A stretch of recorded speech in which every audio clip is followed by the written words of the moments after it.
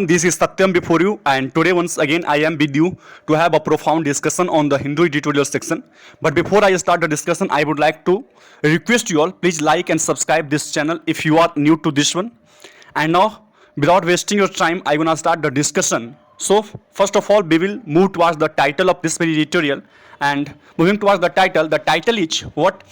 Floods and Fauj on Pakistan, floods and Indian response. Floods means जो बाढ़ पाकिस्तान में आया हुआ है, पाकिस्तान बाढ़ से ग्रसित है.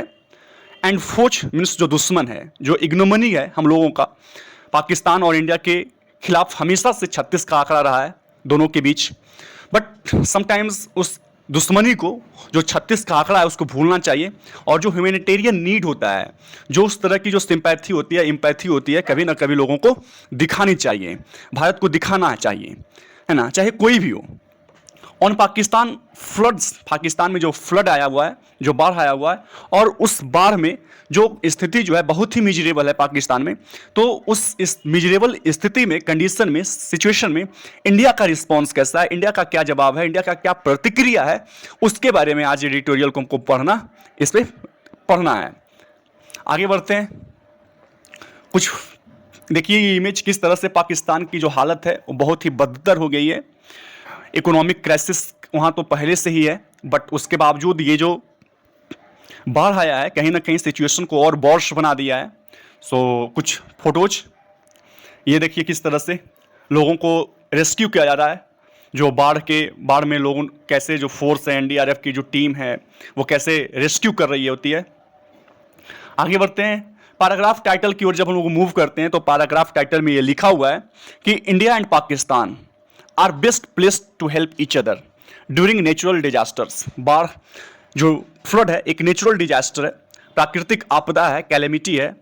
इस सिचुएशन में, इस सिनेरियो में जो अभी है पाकिस्तान जो झेल रहा है, पाकिस्तान जिससे ग्रसित है, उसमें इंडिया और Pakistan are best placed. Means क्या है, दोनों बहुत ही आइडियल पोजीशन में है. मीन्स जो सिचुएशन है वो दोनों के लिए क्या है, दोनों के लिए अच्छा है, यूजफुल है.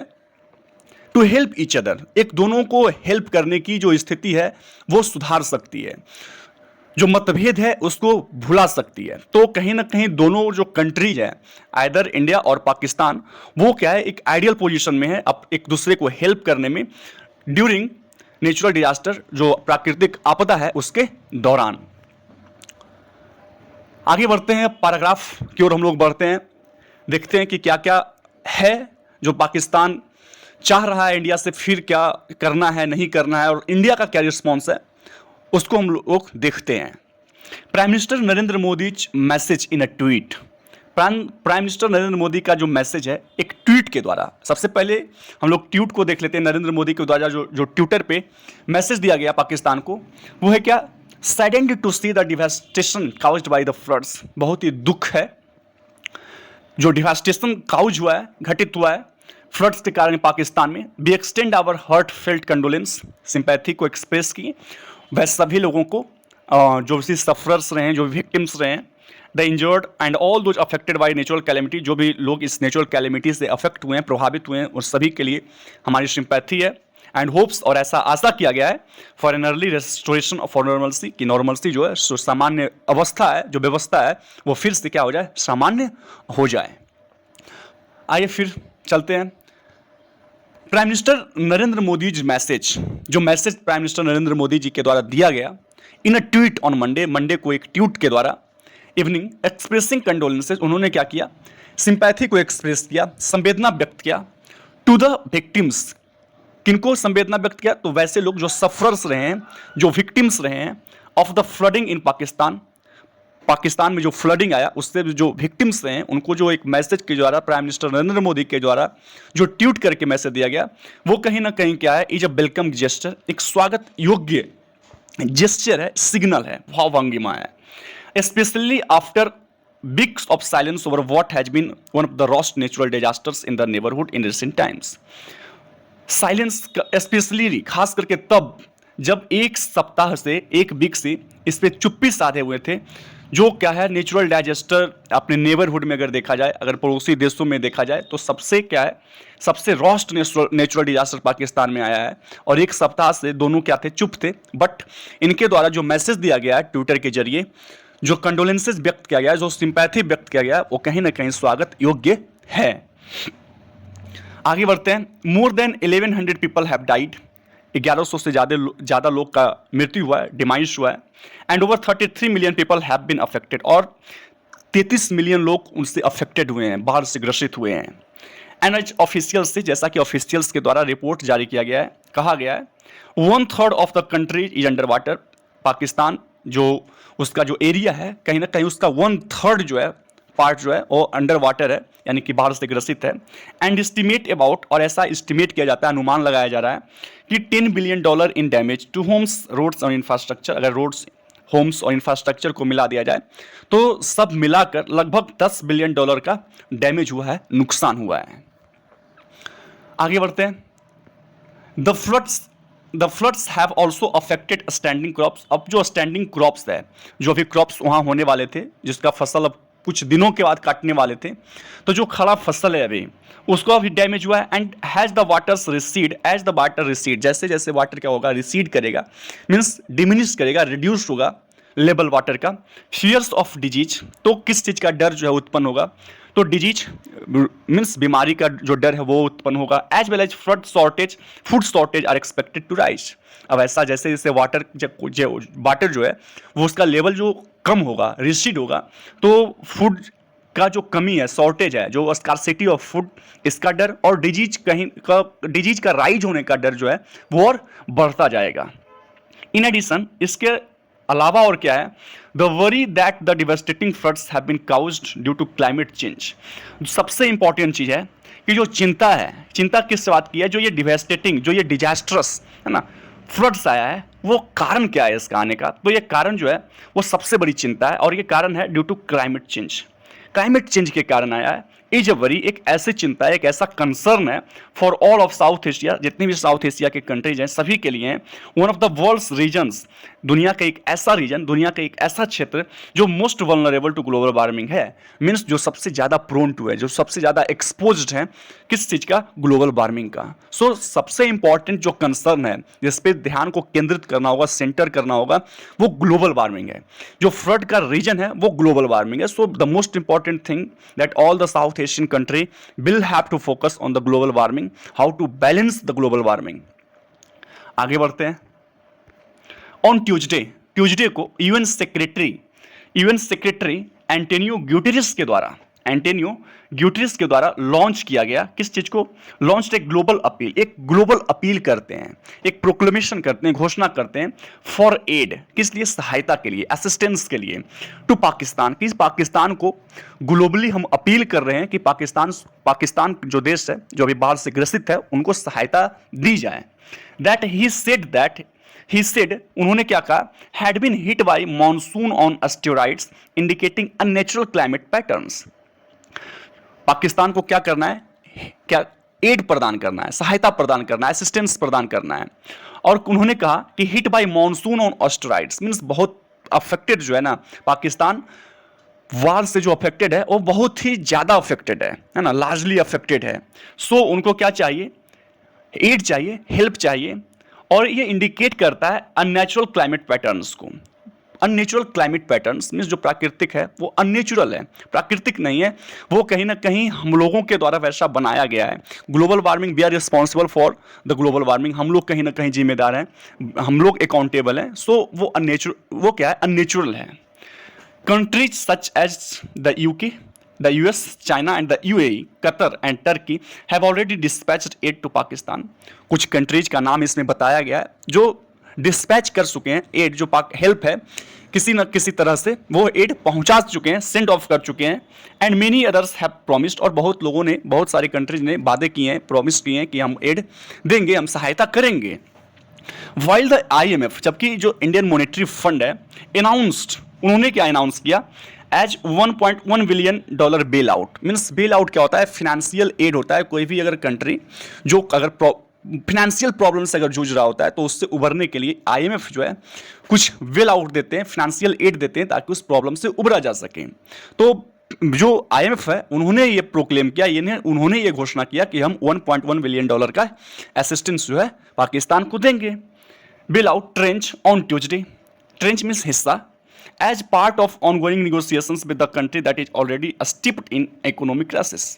जबकि जो ongoing negotiations है, अभी भी पाकिस्तान से बातचीत चल रहा होता है, that the country, एक ऐसे कंट्री से जो पहले से ही steeped है ना, डूबा हुआ है किस चीज में, इकोनॉमिक क्राइसिस में, है ना।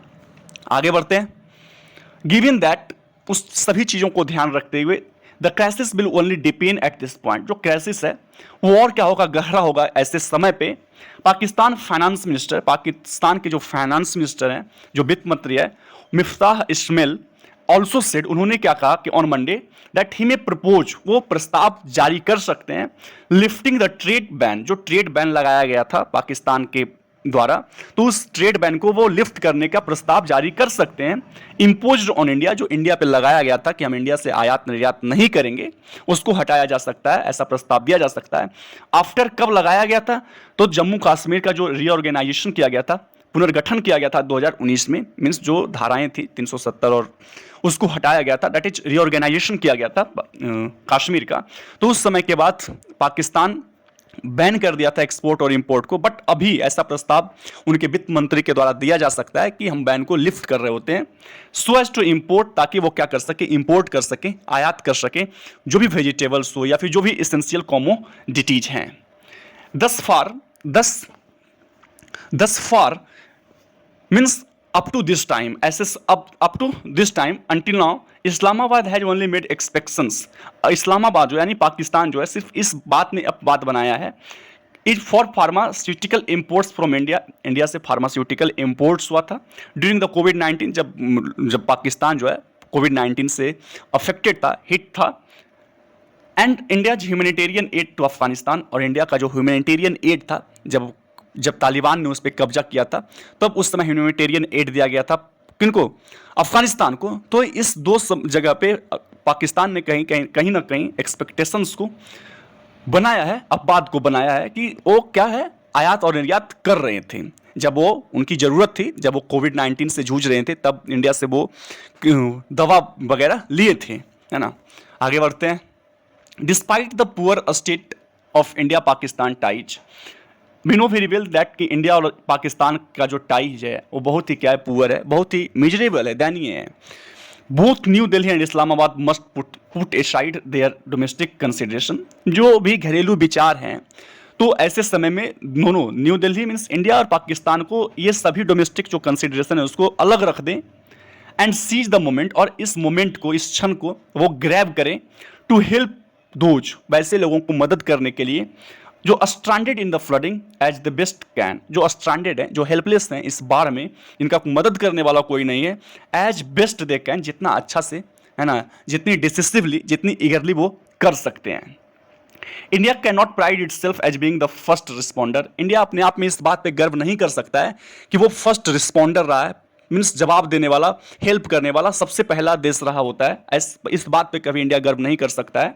इन द नेबरहुड, अपने पड़ोसी देशों में, as it has been for Nepal, Sri Lanka and माल, जैसा कि इंडिया ने रिस्पॉन्स किया था जब पाकिस्तान को, ये नेपाल को एड दिया गया था, श्रीलंका को एड पहुंचाया गया था, मालदीव्स को, अफगानिस्तान को एड दिया गया था, बट ऐसा कुछ पाकिस्तान के साथ नहीं किया गया। सो इंडिया नेबरहुड को, जो पाकिस्तान है, नेबर है, उसमें प्राइड अपने आप को महसूस नहीं कर सकता, अपने आप को गौरवान्वित महसूस नहीं कर सकता है।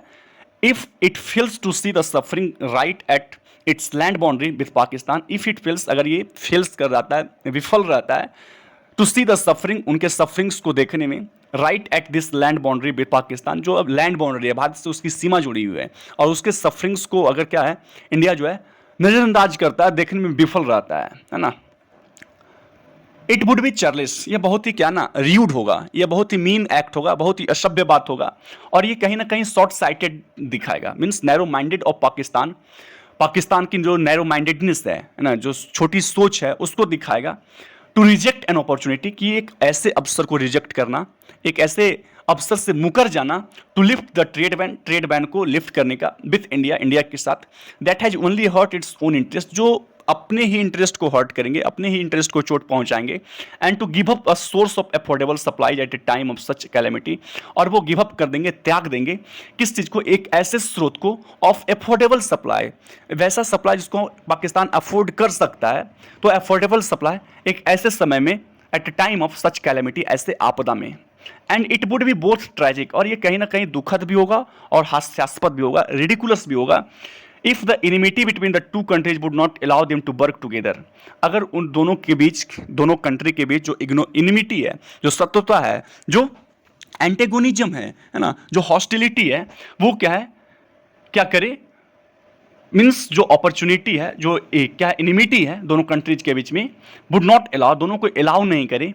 टू वर्क टुगेदर, दोनों को एक साथ काम करने, एट ए टाइम, एक ऐसे समय में, सच एज दिस, जैसे कि अभी आपदा आया हुआ है, बाढ़ से ग्रसित है Pakistan, even as their governments, यहाँ तक कि उनके जो गवर्नमेंट है रेस्पेक्टिव, भारतीय सरकार और पाकिस्तान की जो सरकार है, अलाउ, वो क्या करती है, अलाउ करते हैं देयर क्रिकेट टीम्स, अपने अपने जो रिस्पेक्टिव क्रिकेट टीम है, टू प्ले ईच अदर, एक साथ खेलने के लिए अलाउ करते हैं, फॉर फाइनेंशियल कंसिडरेशन, जब बात फाइनेंशियल हो की बात हो, है ना, अर्थ की बात हो, तो जब दोनों की जो टीम है वो अलाउ करते हैं कि क्रिकेट खेल सकते हैं, तो अगर वो इस समय पे फाइनेंशियल एड को, अगर फाइनेंशियल कंडीशन को देखकर वो क्रिकेट खेलना अलाउ करते हैं, और क्या नहीं अलाउ करते हैं, अलाउ ये नहीं करते हैं कि वो दोनों साथ में काम नहीं करेंगे, एक्सपोर्ट इंपोर्ट नहीं करेंगे, तो ये जो कहीं ना कहीं आयरनी को भी दिखाता है, और कहीं ना कहीं ट्रैजिक भी है और रिडिकुलस भी है, हंसी भी आती है, बट कहीं ना कहीं दुख भी होता है कि कुछ इस तरह का सिनेरियो क्रिएटेड है।